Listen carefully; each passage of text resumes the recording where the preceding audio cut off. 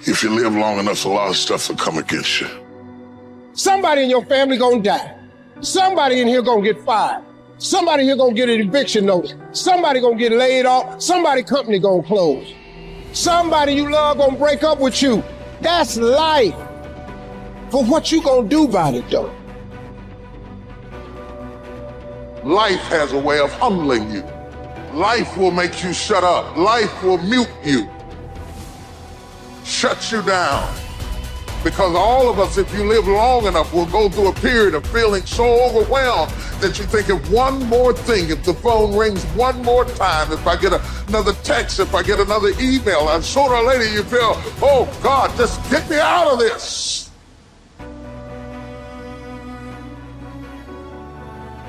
If somebody came and knocked you down, boom, and ain't nothing you can do about it. But if I come back a week later and you're still on the ground, we got a problem.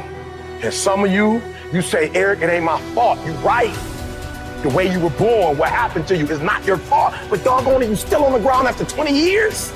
You have absolutely nothing to do with what happened to you. It's not your fault. You got knocked on the ground. You had absolutely nothing to do with that. And I'm not blaming you for that. But if I come back a week later and you're still on the ground, that's your fault.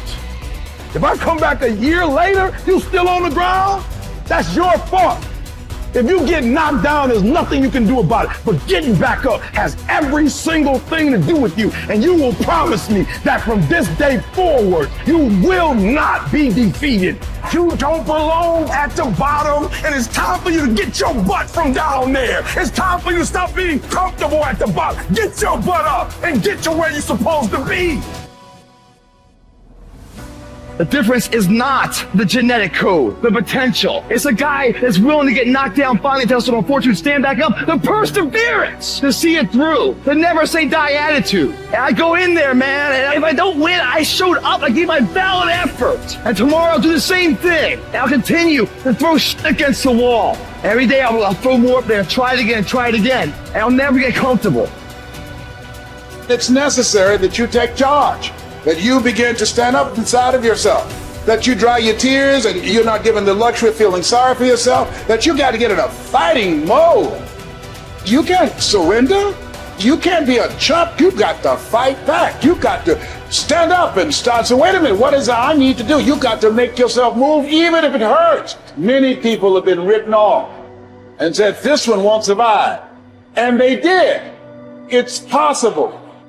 You've got to believe in your heart of hearts that it's possible that you can beat this. Your belief, your faith, your drive, your determination, your persistence, your perseverance, your spirit. Greater is he that is in you than what's out here in this world. So you've got to decide, you've got to say, it's possible that I can beat this. And it's necessary that I do this. In spite of the pain and the conditions, you've got to mobilize your mind and your spirit. There's nothing as powerful as a made-up mind. You want affirmation, look yourself in the mirror and say, I think I can, I think I can, I think I can, I know I can. You're built to walk uphill. And when you reach the pinnacle of the hill, you want to stop and appreciate the vision, but the next thing you want is a higher hill in the distance, because it's the uphill climb that it's from the uphill climb that we derive our value. And I mean this technically. So almost all the positive emotion we feel, especially the emotion that fills us with enthusiasm, and that's to be filled with the Spirit of God, by the way, because that's what enthusiasm means. That's experienced in relationship to a goal. And so in some sense, and this is part of the religious enterprise, you want a goal that you can never attain, right? So you can always move closer to the goal that recedes as you move towards it. You think, well, that's frustrating. It's like Sisyphus pushing the rock uphill. But it's not, because as you pursue that goal, you put yourself together and your life does get better and richer and more abundant. And that's why the highest levels of virtue and goal are in some sense transcendent. You want them to be above everything you're doing so you can continually move towards something that's more sublime and better. That's what you are. You're here to live, not to sleep. And the problem with the vision of Mai Tais on the beach is that, well, first of all, that's a vision of drug-induced unconsciousness. Second, it's only going to work for about a week. Third, you're going to be a laughingstock in a month and depressed and aimless and goalless. You want a horizon of ever expanding possibility.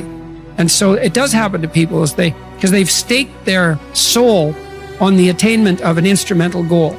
And it can be a pretty high order goal, but then you think, well, now I'm there. Now what? Well, the answer can't be, well, I'm going to live in the lap of luxury and never have to leave what do you want to be? A giant infant with a gold bottle? You never have to do anything but lay in your back and suck. It's like, well, you see the problem with that as a conceptualization. It's no, you want to be like an active warrior moving uphill with your sword in hand. And that's dynamic, that's exciting. And that's why so many young men disappear into video games. That's all acted out in the video game. So they have to act that out in their own life. Not that I despise video games, because I don't, but they're not a substitute for life. They might be good training under some conditions for life. See, as human beings, why?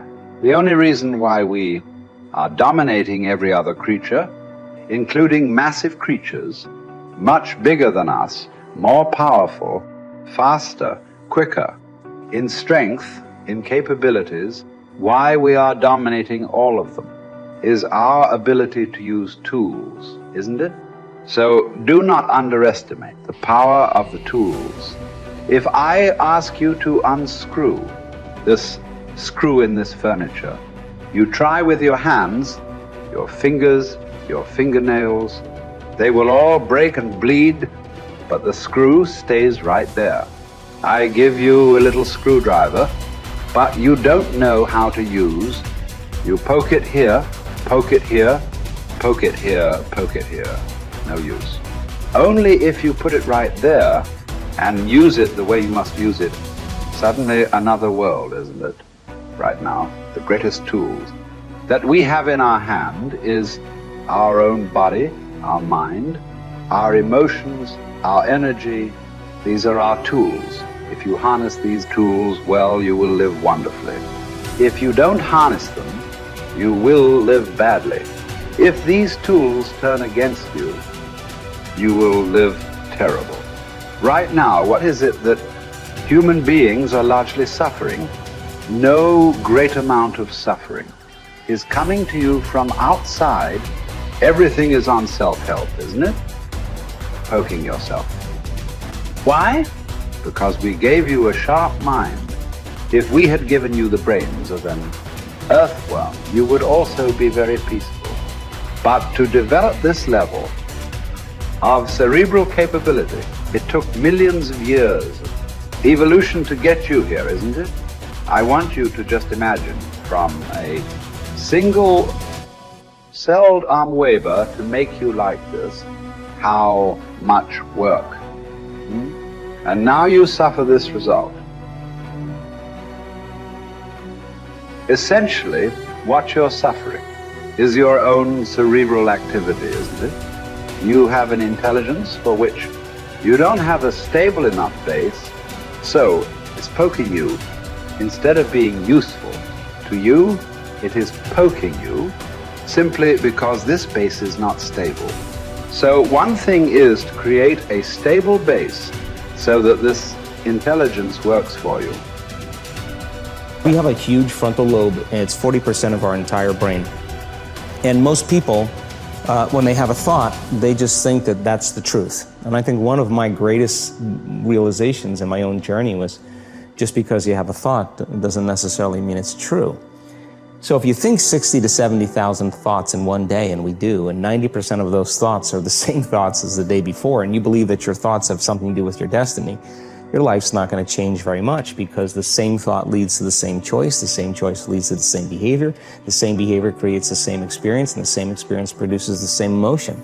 And so then the act of becoming conscious of this process to begin to become more aware of how you think, how you act, and how you feel. It's called metacognition. And so then, why is that important? Because the more conscious you become of those unconscious states of mind and body, the less likely you're going to go unconscious during the day. And that thought is not going to slip by your awareness unchecked, because it means to know thyself. The word meditation means to become familiar with. So as you become familiar with the thoughts, the behaviors, and the emotions of the old self, you're retiring that old self. As you fire and wire new thoughts and condition the body into a new emotional state, if you do that enough times, it'll begin to become familiar to you. So it's so important, just like a garden. If you're planting a garden, you got to get rid of the weeds. You got to take the plants from the past year and you got to pull them out. The rocks that sift to the top that are like our emotional blocks, they have to be removed. The soil has to be tenderized and broken down. You have to make room to plant a new garden. And so primarily, we learn the most about ourselves and others when we're uncomfortable. Because the moment you move into that uncomfortable state, normally a program jumps in. When that program jumps in, it's because the person doesn't want to be in the present moment and engage it consciously. So when you teach people how to do that with the meditative process, it turns out that when they're in their life, they're less likely to emotionally react. They're less likely to be so rigid and believe the thoughts they were thinking. They're more aware of when they go unconscious back into a habit, and that is what starts the process of change. And so we have to unlearn before we relearn. We have to break the habit of the old self before we reinvent a new self. We have to prune synaptic connections and sprout new connections. We have to unfire and unwire and refire and rewire. We have to unmemorize emotions that are stored in the body, then recondition the body to a new mind and to a new emotion, like deprogram and reprogram. That's the act, and it's a two-step process.